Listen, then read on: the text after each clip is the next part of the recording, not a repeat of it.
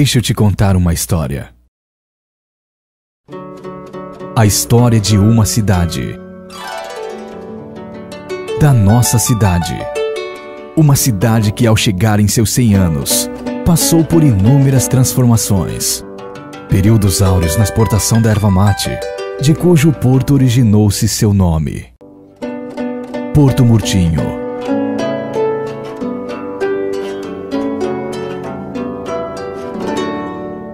Mas dentro do contexto dessa história, temos outras histórias que precisam ser contadas.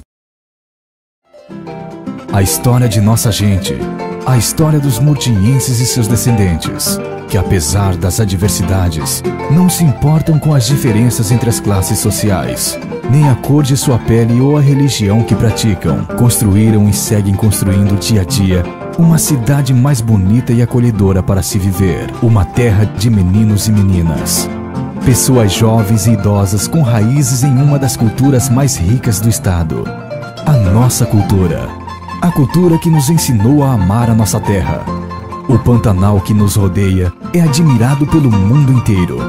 Somos fortes, meio paraguaios, meio gaúchos, meio índios, povo pantaneiro, murtinhenses por inteiro. Uma mistura de línguas que com orgulho falamos: o Guarani, o espanhol e o português. Não poderíamos esquecer dessa terra tão querida, que passou por inúmeras transformações. No auge da economia, com a exportação da erva mate, a charqueada do saladeiro ou a extração do tanino, precisou ser construída uma enorme padaria para que pudéssemos abastecer o nosso povo. Porto Murtinho virou um berço de emprego e oportunidades a quem aqui chegasse. Uma terra, uma cidade, um povo com uma história rica e emocionante. Deixe-me te contar muitas histórias. Somos uma cidade com múltiplas faces, com muitos sonhos. Somos murtinhenses e visitantes, gente humilde e acolhedora. No campo dos esportes, em qualquer atividade cotidiana, somos Porto Murtinho. E juntos construímos uma nova era para nossos filhos, netos e bisnetos. Olhando para esses 100 anos de nossa emancipação, vemos o futuro. Esse futuro que fazemos passo a passo, todos os dias entre homens e mulheres. É o que somos, murtinhenses com muito orgulho.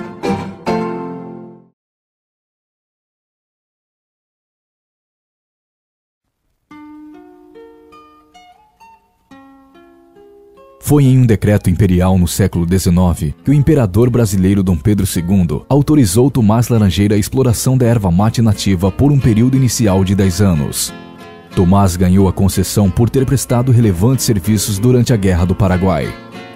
Nossa miscigenação surge nesse momento, em que Laranjeira traz do sul do país fazendeiros para o manejo e utiliza de mão de obra indígena e paraguaia na extração da erva. 7 anos mais tarde, com o fim do Império e a chegada do republicano Marechal Deodoro da Fonseca, a área de concessão é constantemente ampliada, sempre com o apoio de políticos influentes da região como Joaquim Murtinho. Em 1890, Tomás Laranjeira consegue um monopólio na exploração da erva mate em toda a região. Em 1892, durante a consolidação republicana de Floriano Peixoto, os produtores de erva mate viram a necessidade de criar um porto fluvial para escoar a produção, denominando Porto Fluvial Murtinho. O local escolhido, a Fazenda Três Barras, à margem esquerda do Rio Paraguai, era de propriedade do Marechal Boaventura da Mota e foi comprada pela já constituída Companhia Mate Laranjeira, que agora tinha novos donos, dentre eles o Banco Mato Grosso da família Murtinho. Na virada do século, com o forte lucro gerado pela companhia e estabilidade econômica do presidente Campos Salles, a região começa a se desenvolver. Como o terreno pantanoso é ruim para a escoação da erva mate em território nacional, a Mate Laranjeira se obriga a construir um aterro ferroviário. Essa estrada de ferro liga Porto Fluvial Murtinho a São Roque. Antônio Paz de Barros, governador do Mato Grosso, torna o Porto Fluvial Murtinho em vila, agora chamada de Porto Murtinho pela Lei Estadual nº 560, de 20 de junho de 1911. Já no governo de Joaquim Augusto da Costa Marques, o Decreto Estadual número 310, de 2 de abril de 1912, desmembra a vila do município de Corumbá, criando o distrito de Porto Murtinho em 13 de junho de 1912.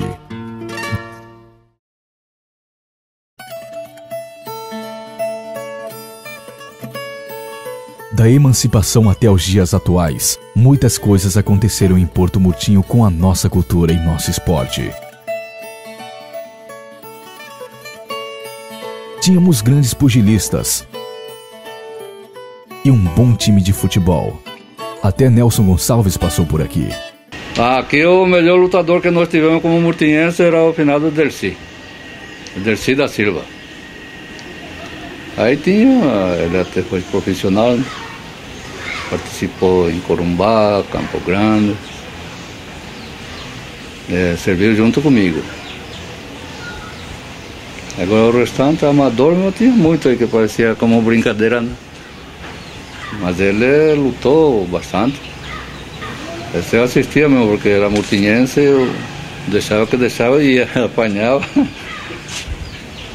E era lá no Caiçara só a luta, no Clube dos Caiçara. Jogava muito aí, então não deixou eu sair mais do quartel. Ficava jogando futebol.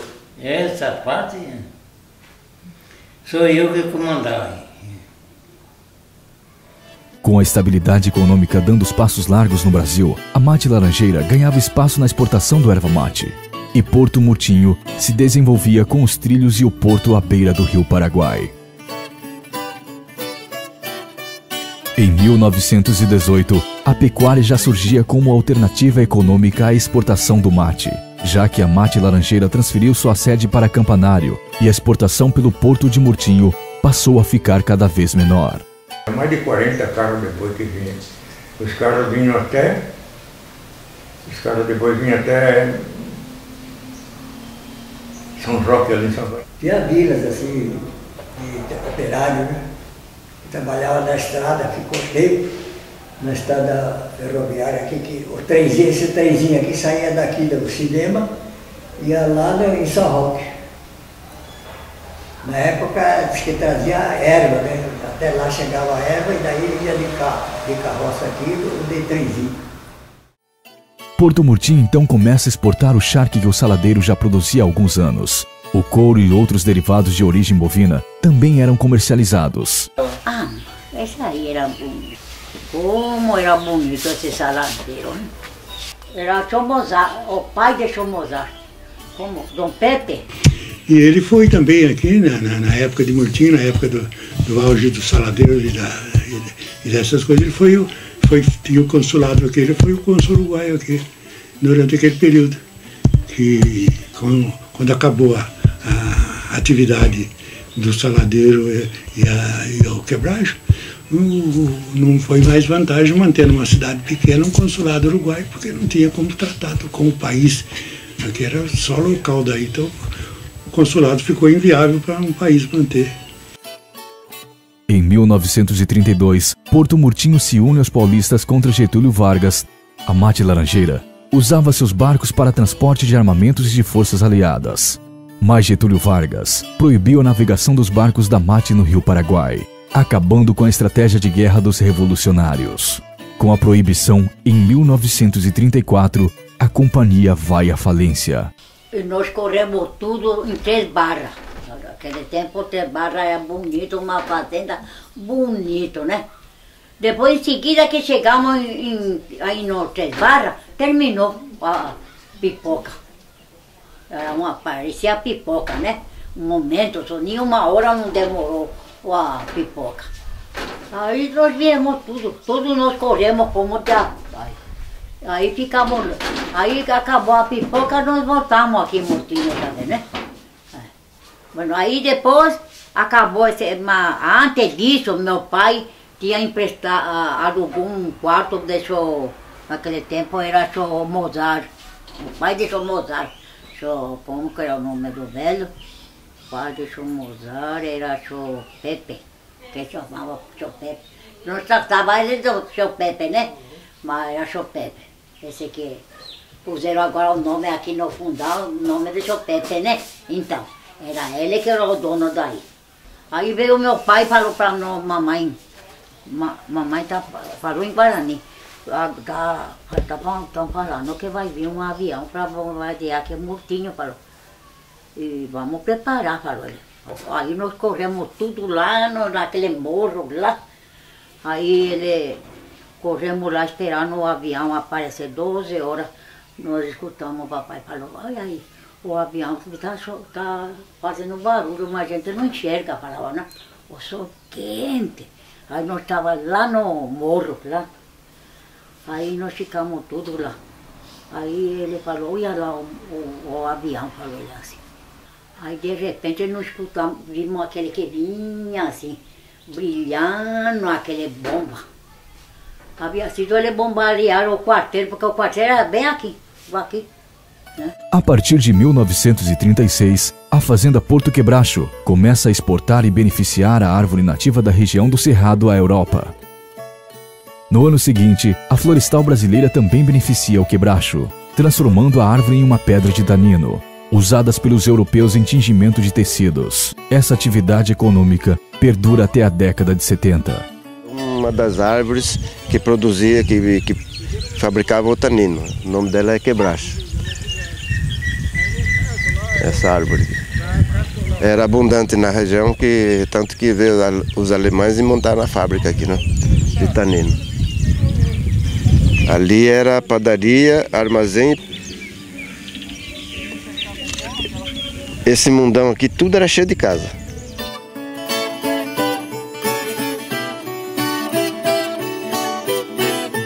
Embaixo hospital, tinha consultório dentário, do lado de lá era farmácia. Em cima, cassino, onde os patrões se divertiam, assim, com jogo, brincadeira de baralho, snooker, assim, né? Aqui o povo era bem tratado, não era a moda índio, não, sabe? É tanto que na parte de médico, essas coisas aqui, nunca teve problema. Resolvia tudo aqui mesmo, né? Acidentava na fábrica ou no trem, descarrilava aí. O cara até perdeu a perna aqui, não precisou sair daqui para nada, daqui para Murtinho nem outra parte. Tudo feito aqui. Como estava dizendo, tinha dentista, professores, farmácia, era manipulado, antimalárico mesmo eu tomei, manipulada por aqui. Né? Uma prédio aqui onde funcionava a carpintaria, onde fabricavam as carretas de bois, as alçaprimas que puxavam as toras, né? E móveis para o pessoal que morava por aqui, né? Era fabricado aqui. Aí era oficina mecânica. Nessa oficina parece tão pequena, mas aí fazia até peça, que tinha fundição, fundia ferro fundido, fundia ferro doce, cobre, metal, alumínio para fazer peça. E a oficina era completa, tinha fresa, fazia tudo.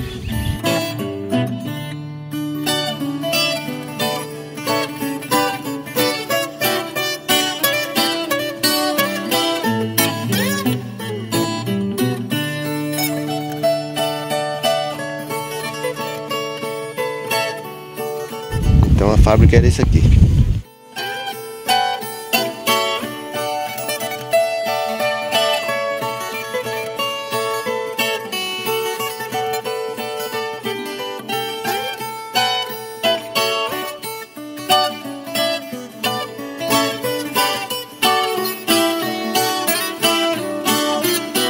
Fabricava o tanino, que isso aí era exportado. E usavam também um pouco no Brasil, mas era exportado. Tudo exportado. Ia tudo pro exterior. E na Alemanha, Estados Unidos, sei lá para onde aqui. Mas eu acho que mais era a Alemanha, que eles mesmos que montaram aqui.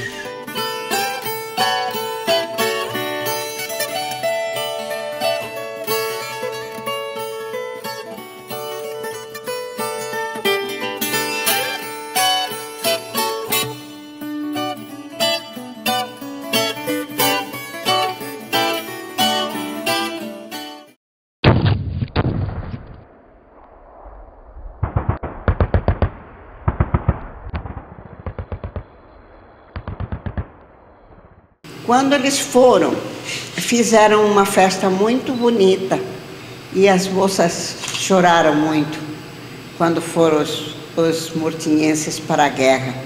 E quando voltaram, foi também uma grande alegria, porque no meio deles só morreu um, né? Que é o que leva o nome, parece que da sala do comando, aqui do quartel. E eles trouxeram para as moças um broche que eu parece que estou vendo. Era um capacete e um fuzil de presente. E eles trouxeram também da guerra umas bombas luminárias e soltaram aqui em Porto Murtinho, que clareou a cidade, a bomba luminária. E todo mundo ficou apavorado, que nunca tinha visto, né? Foi o que eles trouxeram. Eles contaram que essas bombas eram para clarear e ver o inimigo, né? Eu era criança, tinha 9 anos, mas uma criança de 9 anos já lembra das coisas. Mas teve outros libaneses que trocaram o sobrenome por causa dessa história que eu lhe contei. Né? Medo que fosse extraditado, eles trocavam o sobrenome. Meu avô continuou. Eu lembro as famílias que é Abrão, Baixa, Ayube e Férez, que esse Férez devem ter trocado, né? Porque eu não sei se você ouviu falar do seu Férez. Então, o pai dele era libanês mesmo, e era Férez. E o nosso padre, que era alemão, ele vinha todos os dias na nossa casa escutar o rádio para ter notícia da guerra. O rádio era a bateria, né?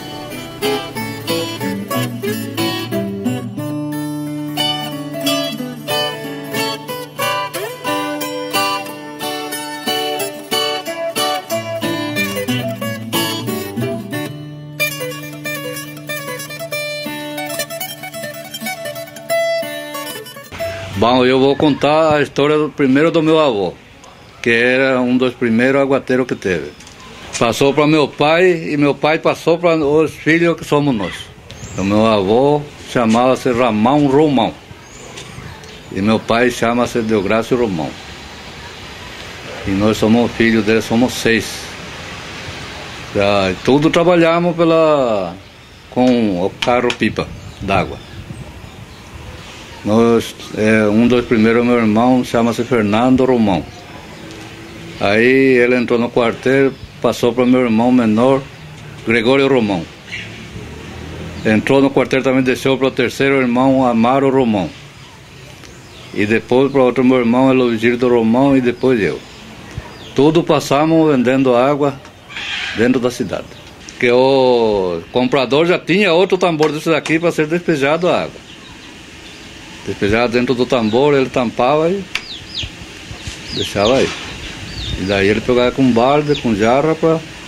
Tinha um burro malandro, tem até a fotografia que ela tem, que mandou trazer do Paraguai, chamava Sirena, a mula. E sabido para chuchu. O dia que chovia, ele ficava sempre em casa. Mas o dia que era de trabalhar, ele já fugia. Ia embora no fundo da chácara. Tinha medo, era de papel, assim, de ventaninha, essas coisas, o papel assustava mesmo. Porto Murtinho pertenceu a 3 províncias diferentes. Foi território federal de Ponta Porã de 29 a 46, quando retornou ao estado de Mato Grosso. E em 77, torna-se município de Mato Grosso do Sul. Com a criação de um novo estado, surge uma nova cultura com raízes paraguaias. Somos devotos de Nossa Senhora de Cacupé. O touro candil passa a fazer parte de nossa cultura. Nós, quando viemos aqui no Brasil, nós andamos no aluguel. Como ela falava, filha, a gente está contando tapeira e tapera. Então, estou pedindo para minha santa para a gente achar um lugar para ela poder também ficar. Aí minha irmã ganhou esse lote, aí meu marido comprou material e veio levantar essa casa. Aí que começou, aqui em casa ela põe essa brincadeira de Torocandi. Bom, Torocandi é do Paraguai. Era do São João. Depois passa para Nossa Senhora Cacupé. Aí continua. O Torocandi, porque várias pessoas não sabem o que significa candiu. Candiu, a vaca tem aquele gogô, né? Você tira aquela carne e fica, parece balão, né? Então, quando secou aquele lá, você coloca um pavio. Você carrega aí a graxa até na boca. Você estufa e carrega com a graxa. E esse aí que é candiu. Então, e a mascarita não precisa de luxo. Mascarita igual andarilho. Ele tem que ter roupa rasgada, tem que ter máscara, mas não é de luxo também. Aí vai a bola, depois vem o touro. Minha mãe finada, ela começou do Paraguai. Depois ela faleceu, deixa para mim. Porque minha mãe tinha falado para mim, se eu morrer no ninho, fica para você essa santa, mas você continua.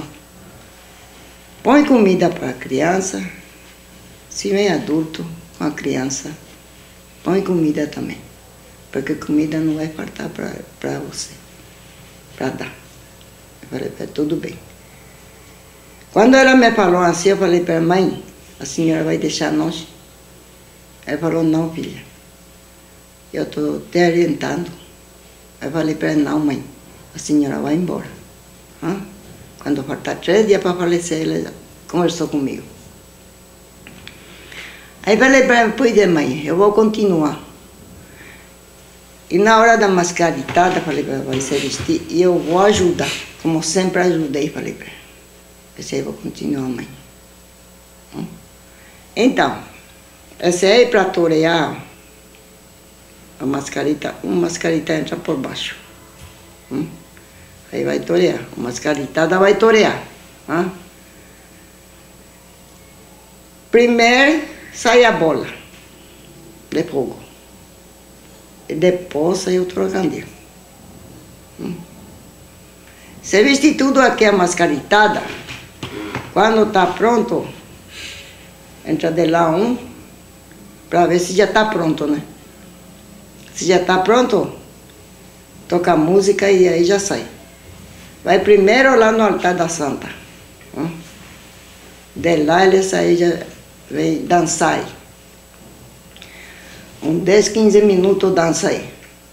E depois já sai para fora, para chutar a bola. Quando acabar a bola, aí sai o touro.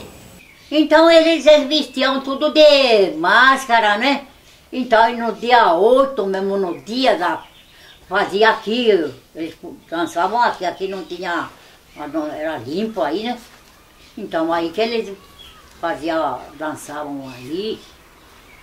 Primeiro eles chegavam, aquele mascarado tudo entrava no quarto onde estava a santa, ali rezavam, aí que saía chutando já aquela bola de fogo.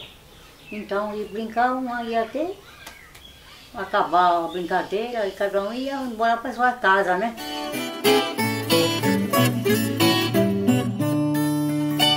Aqui é tempo do diretor, 1º de maio, era uma festa que mexia com Porto Mortinho inteiro, que braço vinha, era festa, era churrasco, era tudo aqui. Esse que me deu saudade, porque eu não precisava ir nada daqui, estava enxergando mais gente. Dos músicos especialistas que tinha aqui em Porto Murtinho. O primeiro era o Astério da Conceição. Aquele era músico mesmo.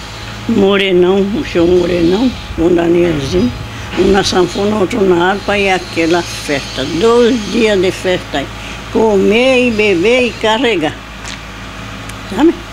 Era festa mesmo, que vinha gente de fora daqui de Porto Murtinho. Nós fazia a festa lá na fazenda, né? Na fazenda. Daqui de Porto Murtinho, antes não tinha muito carro assim, né? Ia carreta, cavalo e o que parecia na frente daquele mundo de gente. 3, 4 dias de festa, churrasco, doce, o que podia, desculpa. Meu Deus do céu. Festão mesmo. São João nem se fala, não quero lembrar, porque me dá saudade de São João, quando a gente ia dançar, né? Eita, São João, a quadrilha de São João. São João é festeiro, São Pedro é fogueteiro, meu Santo Antônio é casamenteiro. Eita, batia.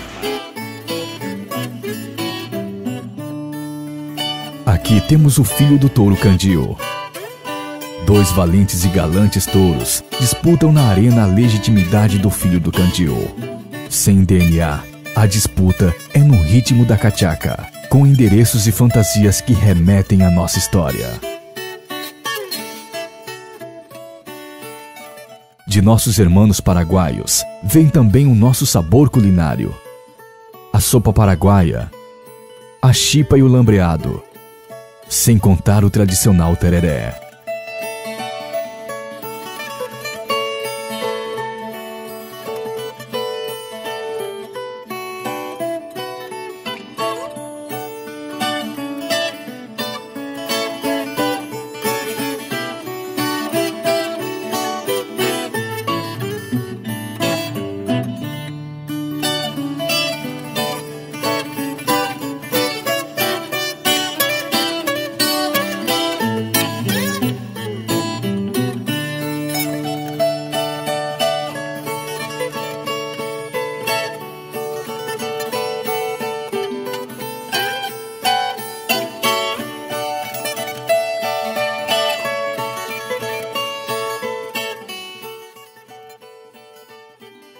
Primeira vez que eu fiz a chipa, a minha patroa que fez pra mim. Ela fez lá na casa dela, mandou eu comprar 2 quilos de araruta. Ela tinha Aí eu fui, comprei, aí ela tinha ovo. Aí ela fez pra mim. Ela assou no forno dela, de gás. Uma semana ela fez pra mim. E mandou eu vender, assim, ao redor. Né? Ali, lá pertinho da câmara pra lá que ela mora. Aí ela falou pra mim, eu peguei, vendi, trouxe o dinheiro pra ela. Aí ela pegou esse dinheiro, contou. Aí ela falou, toma, vai e compra seu material. Agora você faz na sua casa, porque o meu fogão não vai aguentar não assar essa chipa todos os dias. Era de fogo. Bom, esse aqui já decorou que tem que decorar.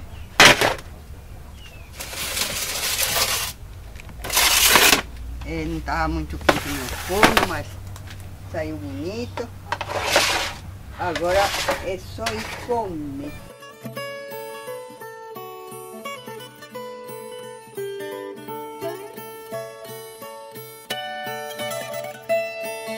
Mas em 1979 e em 1982 aconteceram mais 2 grandes enchentes. E o povo criou a cidade de Lona no quilômetro 6 da BR-267, que liga Porto Murtinho a Jardim. Quando cheguei aqui, uma das coisas que me chamou a atenção foi o nível do rio. Estava a 7,22 metros no dia que eu cheguei aqui. E aqui já se comentava de uma possível enchente que viria. Logo no meio de março, daquele mesmo ano, 1979, a Defesa Civil informava que havia muita água de Corumbá para cima, e essa água teria que passar por aqui, alertando a população que já buscasse sair da cidade.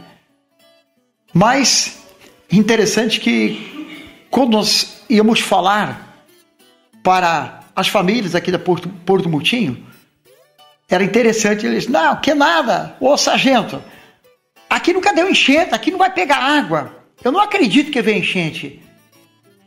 E ali as pessoas estavam céticas àquela iminente enchente. Mas a 2ª Companhia de Fronteira, na época, quem comandava era o Major Centeno, ele buscou tomar todas as medidas. Então, no mês de abril, nós fomos ali para a Fazenda Santa Cruz e juntamente com o Pelópolis ali, nós abrimos um acampamento onde toda a 2ª Companhia de Fronteira e mais uma vila militar se instalaria. Então, foram dias árduos, difíceis, não havia horário de trabalho, mas nós sabíamos que aquilo que estávamos fazendo era algo que muitos depois seriam beneficiados. Quando a 2ª Companhia ela foi evacuada, nós também ainda trabalhamos na cidade de Luna, onde é o quilômetro 7, e também fizemos algumas moradias no quilômetro 5. Então, depois disso, a cidade precisava ser guarnecida, porque havia muitos indícios de roubo, e aí tive a oportunidade de guarnecer a 2ª Companhia de Fronteira, juntamente com companheiros que hoje estão na reserva, que eram do Pelópolis daquela época. Então foram dias difíceis. Nós tínhamos uma prontidão, 24 horas de prontidão ali no quartel. E muitas vezes, me recordo, era 2, 3 horas de madrugada quando éramos chamados para tirar uma família do meio da água. Eu trabalhei muito, eu sofri porque eu vi muitas coisas muito tristes. Mas eu dou graças a Deus que ninguém chegou de morrer afogado, mas eu peguei gente de árvore, que a pessoa fundou a embarcação com eles e acabaram subindo nas árvores e ficaram passando dia e noite, inclusive mulher. Nessa situação eu cheguei de pegar. Peguei 4 famílias que me marcou muito o serviço, de um geral grande que tinha. Eles fizeram um geral grande e subiram em cima do geral, com tudo, as mudanças, tudo dele. Aí não preveram que a cheia ia subindo e o balseiro, esse balseiro, esse camalote que ele roda na água, foi pega no giral e vai acumulando, a água é bastante pesada, né? Com o balseiro. Foi apertando, foi pesando e acabou derrubando aquele geralzão deles. Aí ficou tudo boiando e eles conseguiram amarrar um colchão aqui, uma cadeira lá, uma mesa e criança. Eu peguei criança amarrado da cintura no galho da árvore, coitado, chorando, claro, né? E passamos assim dia e noite, né? E a mãe lá embaixo com porrete na mão e se defendendo de bicho que vem, cobra, tudo que vem na cheia, vem tudo que é bicho, né? A gente encontra bicho boiando e nadando, então em cima de madeira, que vai rodando, né?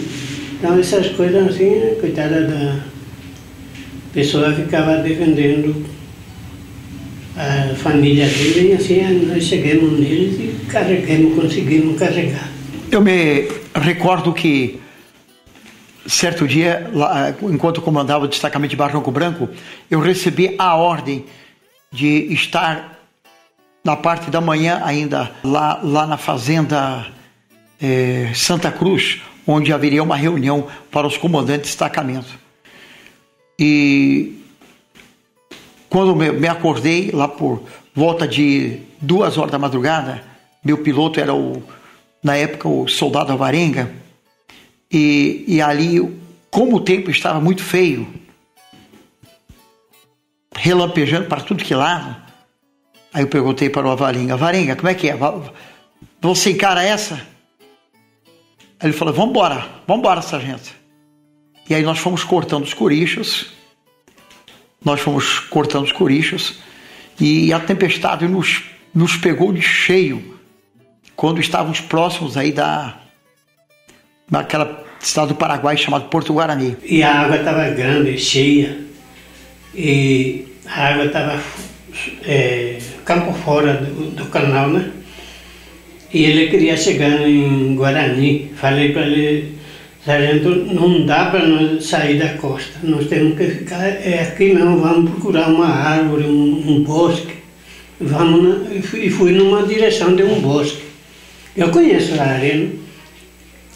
Falei para eles: vamos, o que pode, vamos naquele bosque lá. E fomos. Falei para ele: não dá para nós ir em Guarani, porque esse vento vai pegar nós no meio do rio, nós não vamos chegar a cruzar. Aí fomos. Aí antes de nós alcançar o lugar para poder amarrar o nosso barco, o vento já bateu. Mas bateu para valer. E a sorte que o meu motorzinho não deu problema. Consegui chegar na árvore.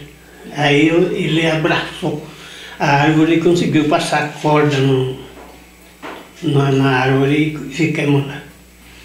Mas o temporal era bravo, muito bravo. E ele andou machucando todo o peito de abraçar aquela árvore lá para segurar o bote, né? O braço.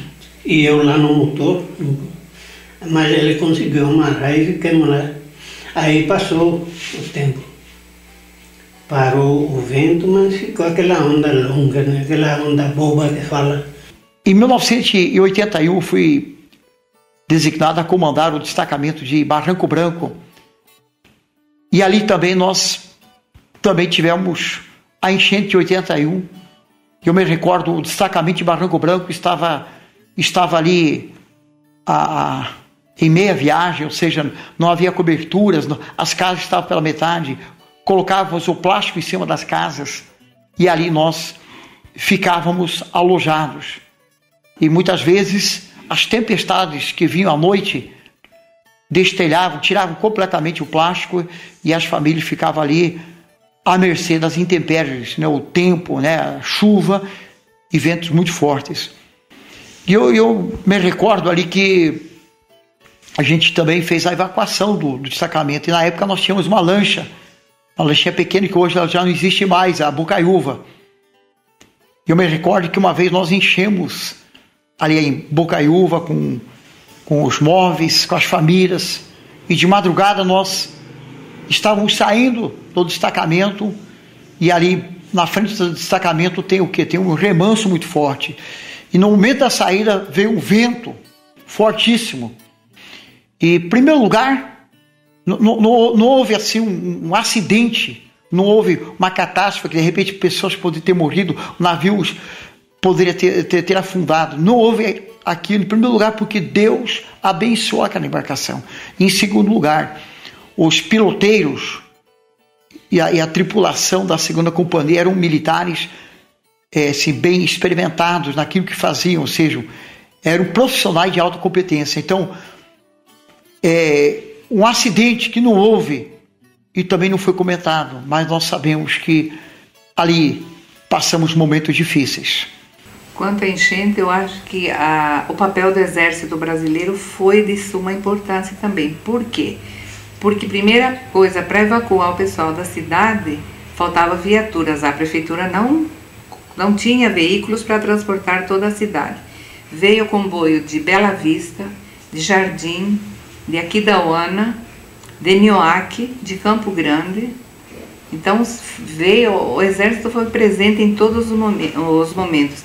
A água tratada quem trouxe foi o Exército Brasileiro.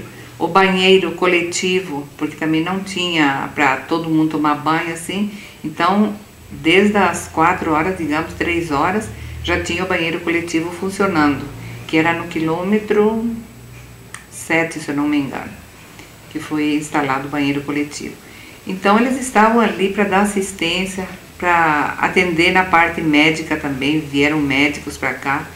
Então era uma presença constante, não era só no momento que começou a enchente, era o tempo todo o Exército Brasileiro presente. Então nesse ponto eu acho que a gente nunca deve deixar de lembrar a presença do Exército Brasileiro. Então o Major Centeno, eu gostaria de lembrar que ele também ajudou muito quando eu estava na direção da Tomás Laranjeiras, e ele fez o possível para ajudar a transferir uma parte da secretaria, porque tinha militares que seriam transferidos para Jardim, aqui da ONU, outros que já mandariam a família fora, e eu tinha que fazer a transferência. Então ele colocou também à disposição uma viatura para fazer o transporte, eu vinha na escola carregar o material para atender os militares que seriam transferidos. Mas, para mim, a enchente de 79 foi totalmente ruim? Não. Eu conheci em 79 uma moça multiense da família Arguelho, a Andrelina, e que no meio daquela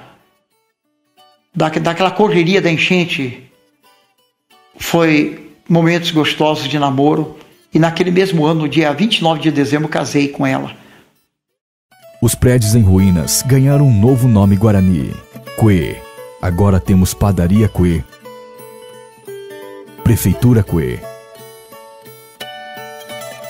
Saladeiro Cuê. O povo reconstruiu a cidade em 3 anos mais tarde. Em 1985, o dique foi levantado e cercou o Porto Murtinho.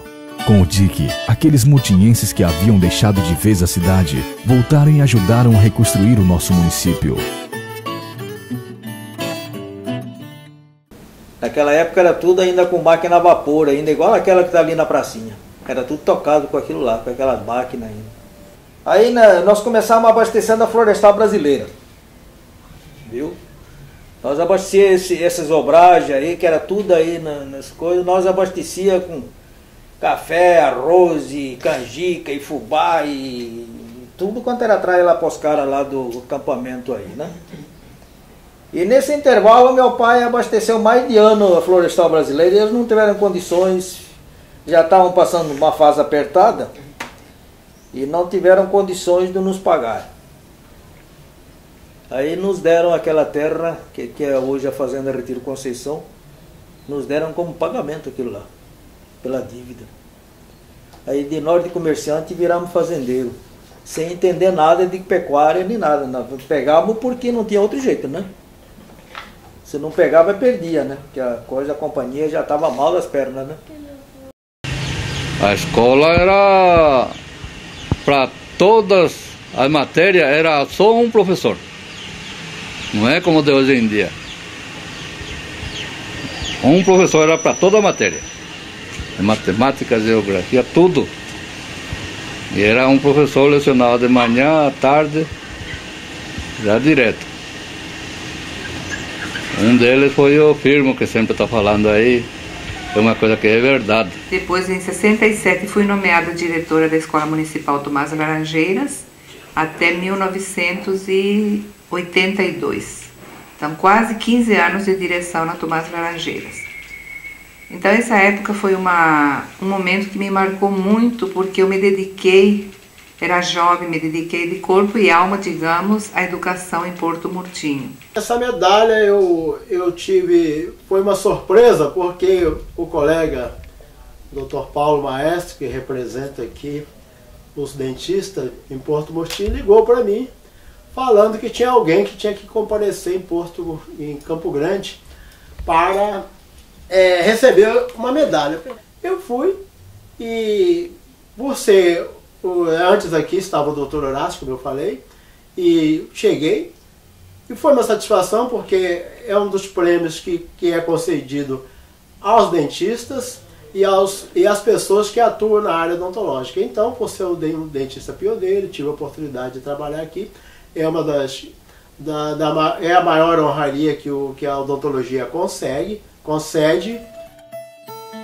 Reativamos o porto de exportação. Chegou a energia elétrica e o frigorífico. Nossas belezas e nosso rio atraem turistas de várias partes do Brasil e do mundo. Eles buscam por peixes, pelo passeio das Harleys, pelas famosas meninas cantoras e pelos nossos touros bandido e encantado. E agora, como será nossa Porto Murtinho daqui 100 anos? Vamos começar uma nova história.